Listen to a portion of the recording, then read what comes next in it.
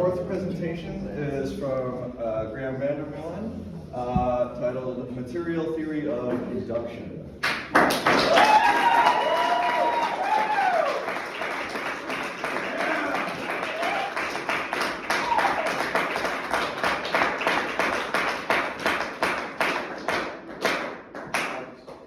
Today I'm going to be presenting on the Material Theory of Induction.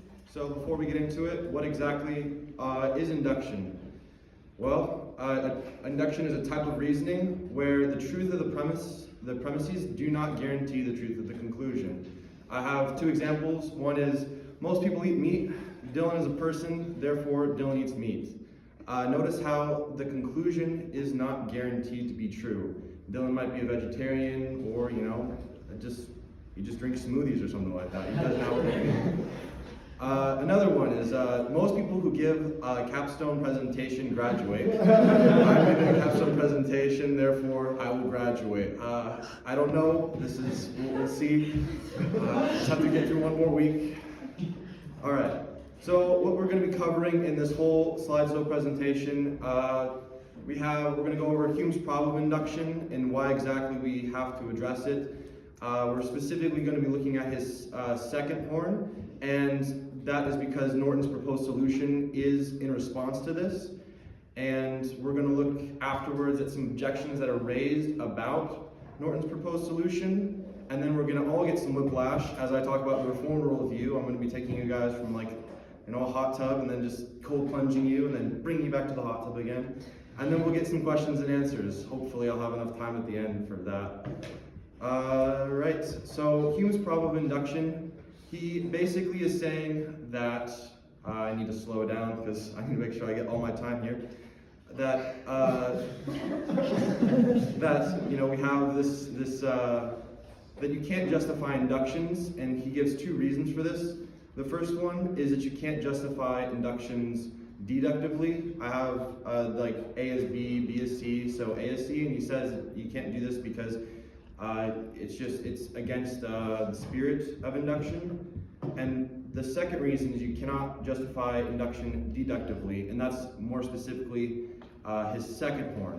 So what exactly is Hume's second horn? Well, I have basically what it looks like. His first premise is any probable argument for the uniformity principle presupposes the uniformity principle. And so what exactly is the uniformity principle? Well, he gives the example of bread and stuff, but I'll give the example of the sun rising and setting.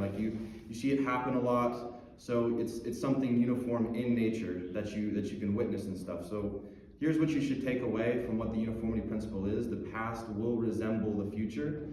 And so what he's saying in this argument is basically, if you have any probable argument for, if you have a probable argument for the uniformity principle right here, you're using the uniformity principle to make this argument. You're basically saying that I think that the past is going to resemble the future because of this, which presupposes the uniformity principle.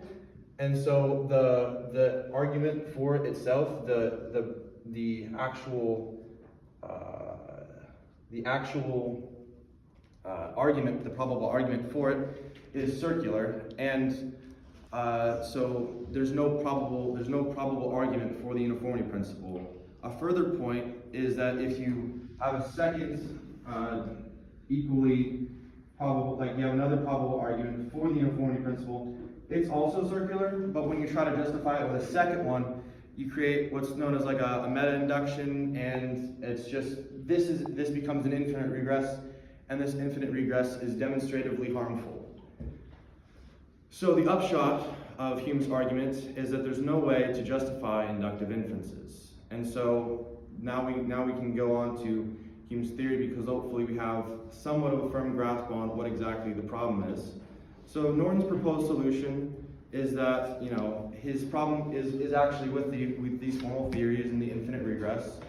And so he comes up with what are known as material facts. And these material facts license inductions, and they're all created through other material facts, and these material facts are pertinent to their local domains. So what exactly I mean when I'm saying this is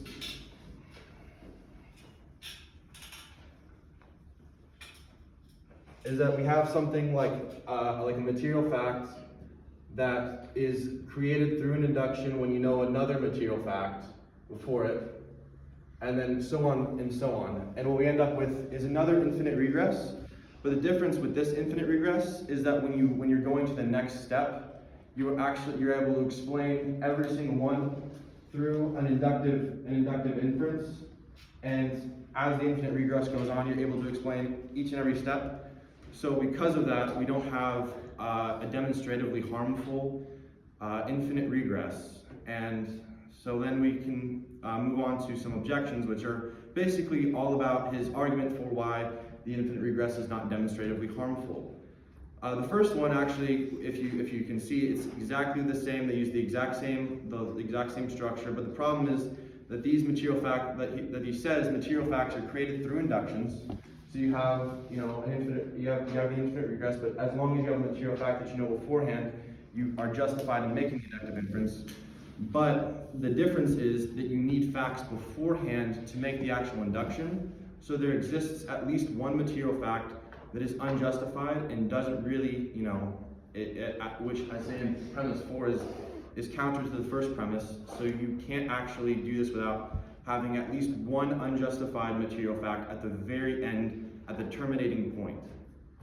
So the offered solution that Norton kind of hints to is something called brute facts. There's just a justified brute fact at the bottom of everything that is the reason that you can make justified inductive inferences.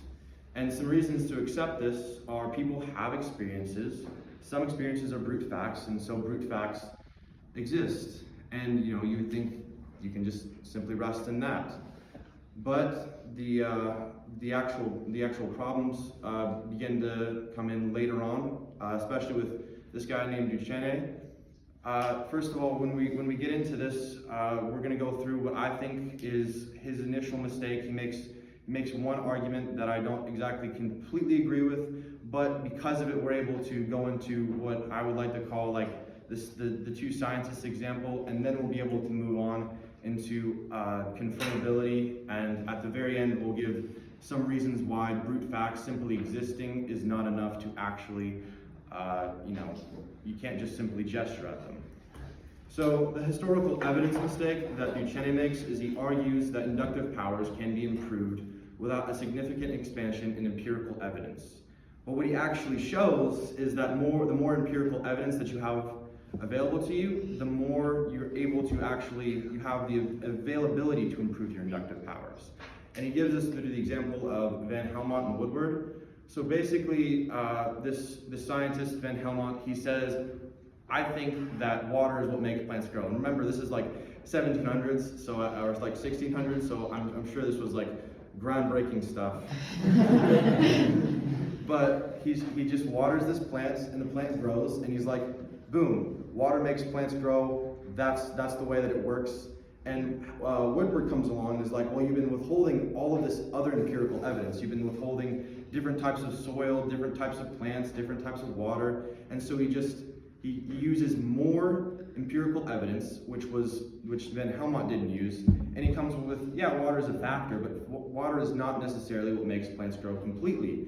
And so what I conclude is it's in this case, it's more, there's more inductive, more empirical evidence leads to better inductive powers.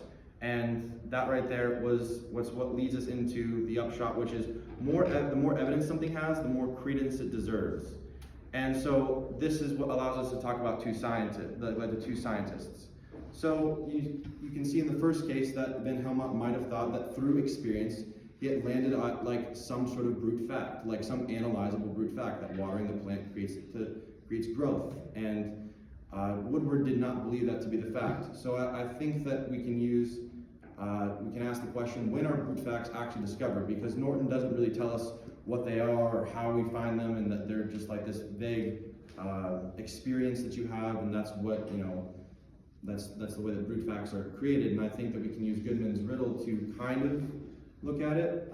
This is what it is, you're pulling emeralds out of a bag and they're all green up until time t, but after time t there's no way to necessarily know that they'll continue to be green. They might be a different color, And I think that we can use that in what I'd like to call the applied riddle in this case.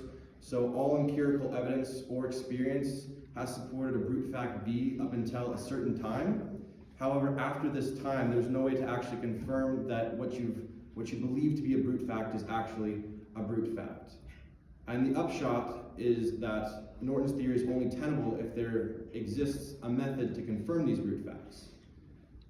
This is what it would look like. And I would like to move on a little bit more to why exactly proving brute facts exist is not enough.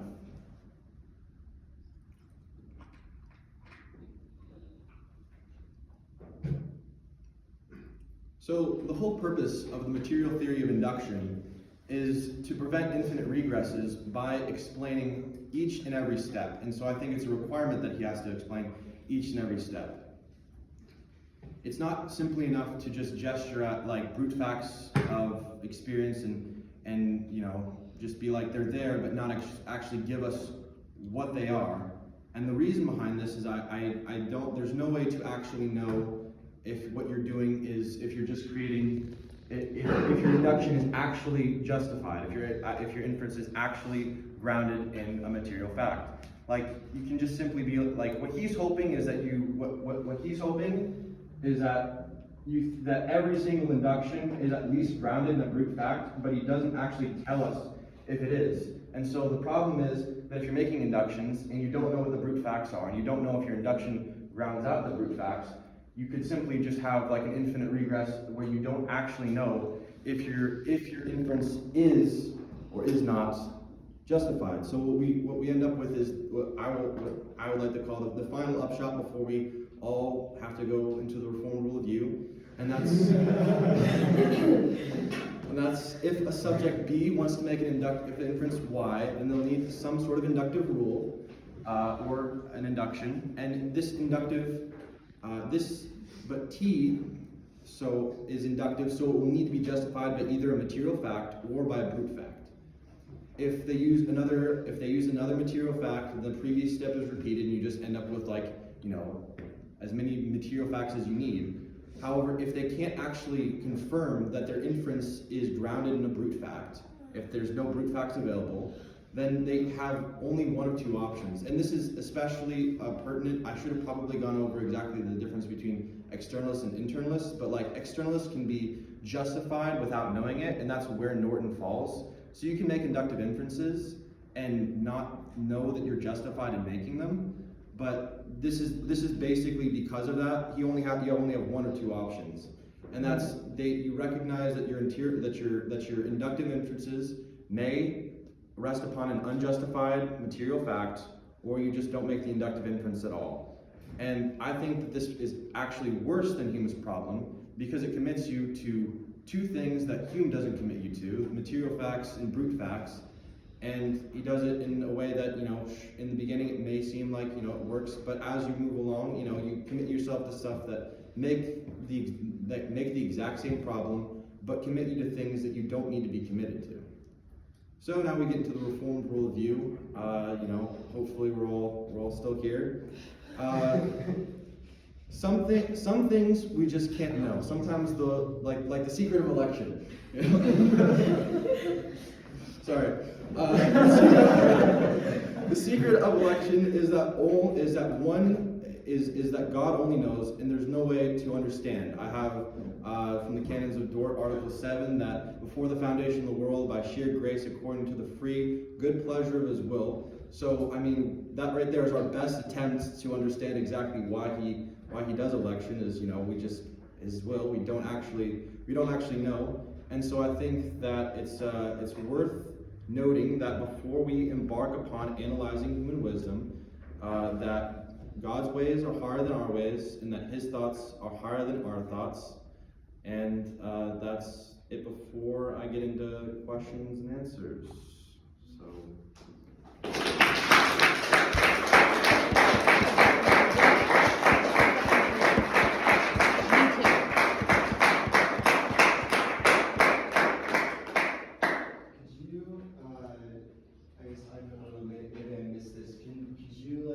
Just a little bit more like what a brute fact is? Yeah, so like if you have an experience, it's just an unanalyzable, justified, basically like there's nothing that would create it other than it just simply exists, and that's just the way, like there's nothing that would come before it. It's just, that's what it grounds out in. Like there's nothing behind it. It just is. I guess that's the only way to explain it. Which, I mean, honestly, could be a little bit, I mean, it does leave a lot to be desired, and I understand that. Like, you know, you're like, why exactly is there nothing below it? Like it just, at a certain point, he just has to create like a brute fact, and you know, there's just nothing to explain it. For some of us who took the metaphysics and epistemology, there's something known as nominalists, and like they're like, the ball is red and that's it. You know, there's nothing below that, and sometimes it may be disappointing that there's no actual like explanation beyond that point. But that's basically, hopefully, some direction.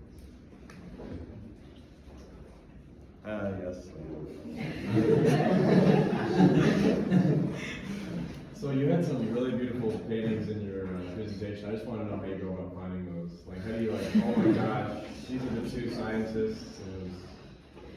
Well, basically, I can show you right now, but what you have is like these little images that you can tap on, and you can go search them up on like Google Web, and then they show up, and you just like, you pick one because it looks interesting. Yes, John. So I have a question about the relationship between material facts and proof facts and probability. So does probability play a factor into like trying to grasp like how we know something's justifiably true? So for example, with the proof fact, that they're just saying like this exists, it just grounds out. So is that like, it's like, oh, we're certain that this proof fact is true, so like it's highly probable. But with material facts, is it that? Yeah, like that. I mean, material facts are highly probable, but my biggest contention with Norton is that he doesn't actually offer up what exactly these brute facts are, which is sort of problematic, which is what I was hoping to draw out, that they are just like, they just are, and there's nothing like really probable about them, but he doesn't actually offer us like what they specifically are. It's just like, you're kind of just left on your own at that point. Back to you. So you brought up kind of like, so obviously your presentation is addressing Hume's problem of induction, and then you bring up a bigger problem, which is Norton's problem of material facts and proof facts. And I was wondering towards the end, you were talking about like, you know, God's ways are just higher than our ways, but I'm just, I feel like how am I supposed to walk away from this presentation? What should I take from it? It seems like we got this really big problem with science right now, and in our methods of induction, just like we're trying to put a lot of stock in it, but we can't if Hume's problem is true, and the answer is just you just don't understand God. I just wanted to talk a little bit more, kind of like describe. I mean, can you go a little bit more? Like, can you be more specific so I can actually answer a question that I kind of know? Like, what should I walk away from? It seems like you present a problem and you point out a bigger problem. I wonder what I should do with that information, you know, because these seems like issues. So, what should we do to resolve them going forward? Well, I mean, we only know a few things, but you know, I think that the best thing that you can walk away with is that, you know, I mean, we're trying our best, and we do live in a fallen world, and that, you know, even if this isn't correct, that you can still try to work towards something that you know, there's no reason to stop trying just because someone's theory didn't work, and that there's some areas where we need to improve upon, but that doesn't mean that, you know, we just throw our hands up in the air. I mean, there is a certain point where we do have to acknowledge that, you know, God is definitely way more knowledgeable than us. That does not mean though that we just simply walk away from this presentation with like, well, it's all over. Yes. I have a question that might be missing the point. So I keep thinking about enthemy, so which is like a premise, it's a syllogism with a hidden premise. You say, Socrates is a man, Socrates is mortal. And the hidden premise is sort of axiomatic, and it means only if they're axiomatic or like manifestly true. Is induction basically an enthemy with some hidden premise? Is that a root fact, first of all? Is it a hidden premise? this? I would not know exactly how, I'd have to probably look at that a little bit more. I would not know that piece. Okay.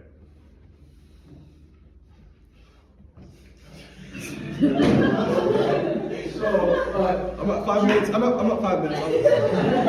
two quick questions, maybe not quick. So one, I'd love to hear your thoughts on the first one of Hume's dilemma, if any of your research took you in that direction, and what you think of attempts to solve the problem of induction deductively.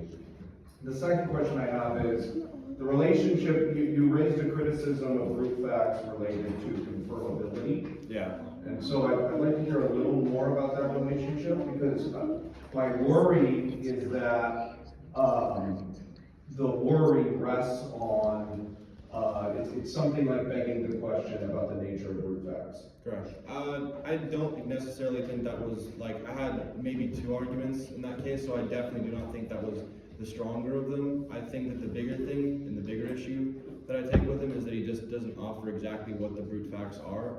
And so I would say that, yes, I would agree that specific argument that I offered was not the strongest, but that I was hoping just to draw more attention to that he doesn't actually offer us what these brute facts are, and so there's no way to explain the jump, and that was basically more what I was getting at.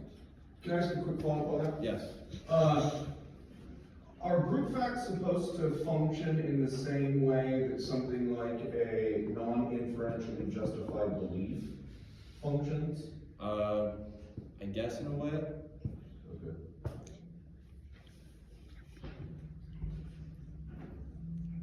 Yes. So, All those questions. here's a question that maybe is just like an opportunity to say it a little bit more, but maybe offer some clarity also. So this is the dialectic as I understand it. Hume presents the problem for induction. Norton says, I can solve the problem. You mentioned a couple people said, Norton, your solution doesn't work.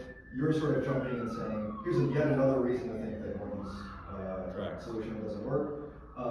And part of the argument, sort of in passing, is the sort of confirmation bit, where you suggest that what Norton does in positing these things he's calling brute facts, is that that's really not going to help much because it introduces a different problem that's maybe even worse, right? What's the problem that's even worse? I hear you as saying, not that he doesn't say what the brute facts are, but something like which facts are the brute ones. Yes. And because he doesn't say which ones are the brute ones, he's sort of like not in a position to sort of deploy his view. And sort of, one of the things we've talked about is, I wonder if he could just defend himself by saying, you know what, that's a really interesting argument. It sounds like what you want my theory to do is not just license inductive inferences, but also be able to, justify knowledge of knowledge or something like that. And maybe I just don't think that that's possible. Maybe I've got a really wacky view on which we can know things, but we can't know that we know. And that's on the table. And if that's true, I wonder how do you think? Could he say that? Could he use that sort of defense against your argument? That I know that I'm sitting kind of a. That he might say, you're asking for. So I'll put on the Norton hat, right? You're asking for me to confirm which facts are the brute ones. What I've said is that there are brute ones, and those are the ones that license the inductive inferences. You're asking me to tell you which ones are the brute ones. Maybe I don't know. Then I would say that, it seems like if you just don't know, then there's no way to actually know if the inductive inferences that you're making actually are grounded in brute facts. That'd basically be the only one that's all I have as a response.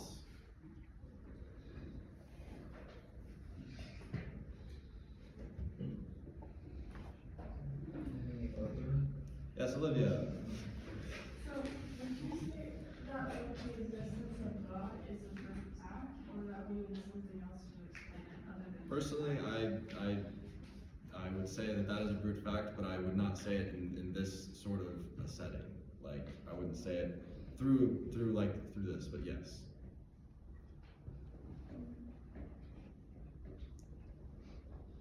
All right, we are out of time.